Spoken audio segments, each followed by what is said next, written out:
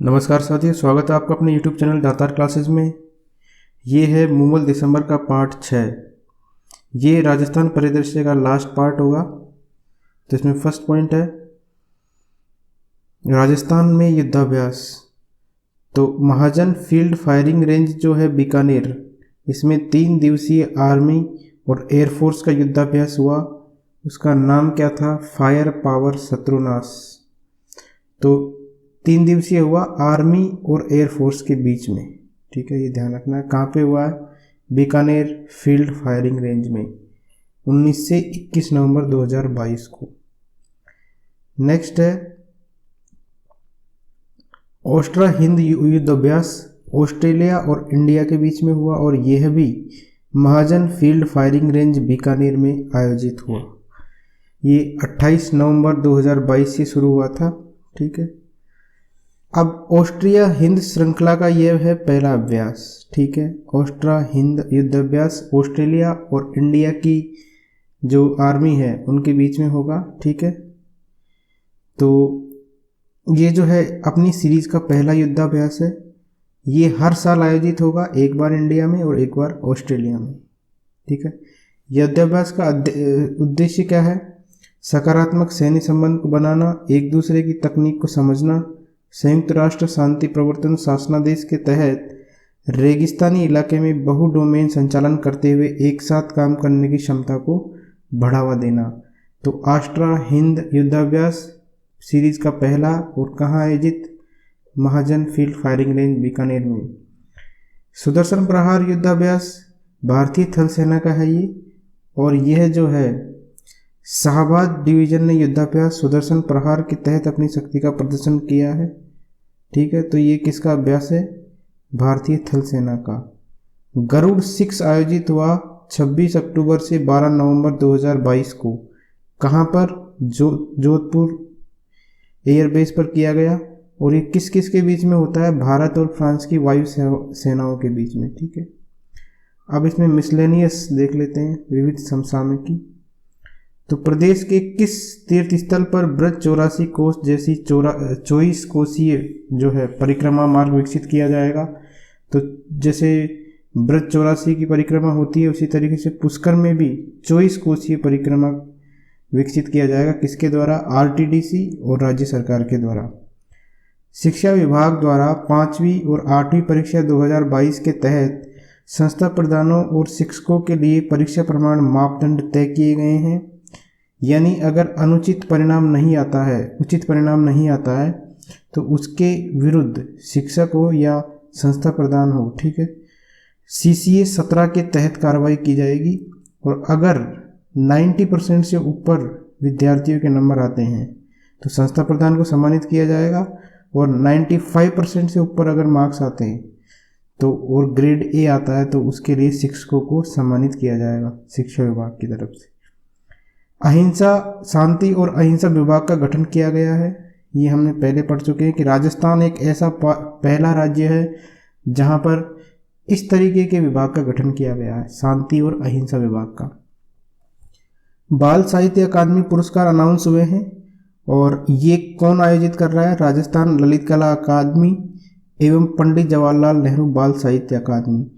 तो राज्य स्तर का बाल दिवस हुआ था, उसके अंदर ये पुरस्कार से सम्मानित किया गया। इसमें 14 जो बाल कवि थे उनको 5151 रुपये और 28 बाल चित्रकारों को 1,000 रुपये नगद दिए गए।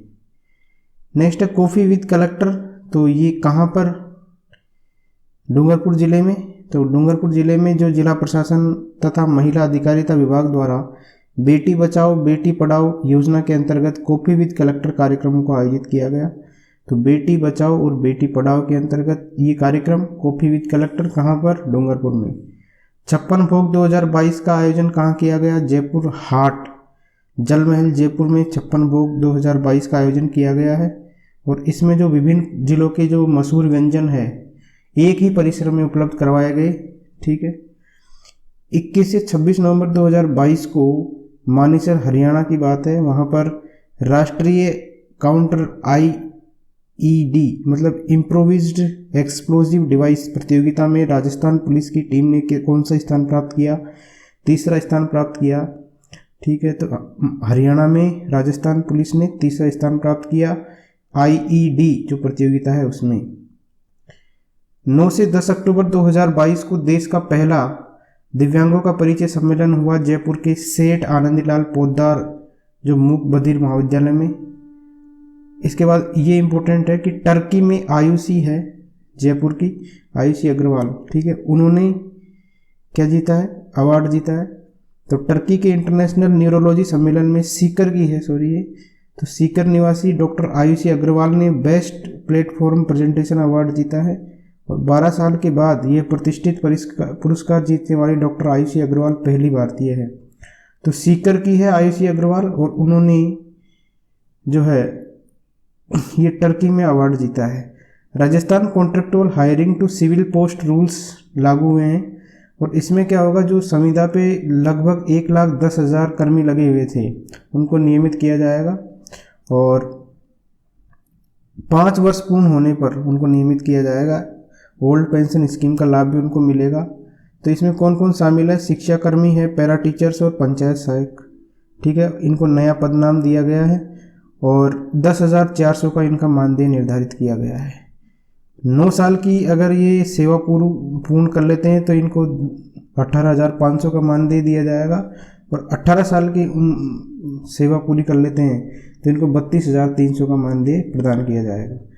और इसी के अनुसार इनका जो है पद नाम परिवर्तित किया जाएगा, सहायक ग्रेड सेकंड, सहायक पाठशाला सहायक ग्रेड सेकंड और विद्यालय सहायक ग्रेड सेकंड। ये तो 9 साल की उम्र पूर्ण करने के बाद, और ये फर्स्ट जो है वो 18 साल की सेवा पूरी करने के बाद। जयपुर स्थित हवा सड़क एलिवेटेड रोड का नाम चेंज कर दिया गया है और इसका नाम रख दिया गया है भारत जोड़ो मार्ग, ठीक है। तो इसका नाम था हवा सड़क, इसको नाम चेंज किया है 6 अक्टूबर 2022 को मुख्यमंत्री जी ने। उदयपुर के महिपाल सिंह सांकला ने केले के छिलके से बने पाउडर से फिंगरप्रिंट की पहचान के शोध को जर्मनी में पेटेंट करवाया है। तो केले के छिलके से, ठीक है, पाउडर से फिंगरप्रिंट की पहचान कर ली, किसने, उदयपुर के महिपाल सिंह ने। राजस्थान विधानसभा में राजस्थान लोक सेवाओं के प्रदान की गारंटी और जवाबदेही विधेयक 2022 लाया गया है और आमजन से इसमें सुझाव मांगे गए हैं। Mandore light and sound show आयोजित हुआ मंडोर जोधपुर के अंदर, ठीक है। इसमें क्या हुआ, जैसे ऐतिहासिक स्थान हैं उनको प्रोजेक्टर, लेजर लाइट और आरजीबी लाइट व कंट्रोल पैनल के जरिए इतिहास से रूबरू करवाया गया है, ठीक है। ऑपरेशन खुशी 5 ये इम्पोर्टेंट है। ऑपरेशन खुशी जो है वो राजस्थान पुलिस का ऑपरेशन है और ये लापता जो बच्चियां हैं, लापता बच्चे जो होते हैं, छोटे बच्चे, उनको खोजने के लिए, उनकी तलाश करने के लिए ये ऑपरेशन है। तो इसके अंतर्गत 161 बच्चों को तलाशा गया है, ठीक है। प्रदेश के शुरुआत में 16 वर्ष तक के जो है 814 बच्चे लापता थे, तो जिनकी तलाश के लिए 1 नवंबर से ये अभियान चलाया गया है। तो ये 5वां है ऑपरेशन खुशी।